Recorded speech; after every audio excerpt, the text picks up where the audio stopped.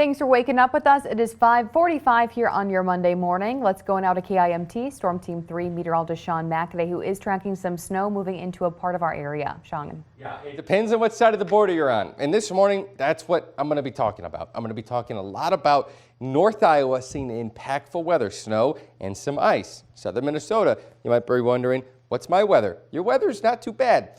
But Southern Minnesota, this is kind of what it's going to look like today. You're going to see mostly cloudy skies. You're going to see temps between the upper 20s and the low 30s this afternoon before it dips colder overnight.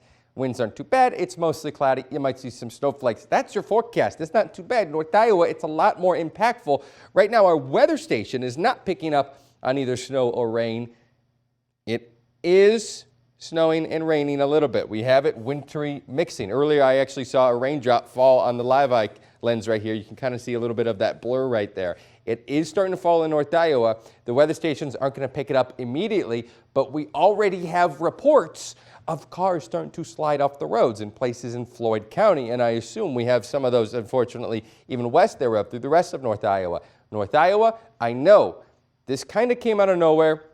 I know Sarah talked a little bit about this chance last night, but really what happened is all the warm air has been focused into a very narrow area overnight, and now what's left of that warm air is turning into a narrow area or corridor of ice. That ice will accumulate and it will make for slick roads. It will become quite dicey. Right now, snow and a wintry mix falling on the radar in North Iowa. We also have some of that just over the border in southern Minnesota. So if you are actually just over the border in southern Minnesota, really south of I-90, you could see some impacts. But this is mostly going to be a North Iowa thing, especially closer to really Highway 18 and kind of around there and just north.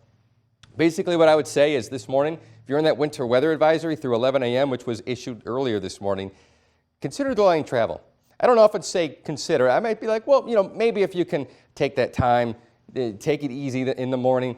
This morning, I'm going to say if you can consider delaying travel, if that's in your power, do it. If you need to tell your boss that you're going to be 2 or 3 hours late and your boss is going to complain, send them to me. I'm going to be like, I told them to. All right, it's my fault. Right now, we are trying to track those completely covered road conditions moving in from the west. Hancock County first, then we're tracking that moving into parts of Cerro Gordo County. That's already there. Now we're already starting to see that moving into Floyd County. And the reports I have of some cars off the road are closer to Charles City, where the DOT maps have not even been updated yet.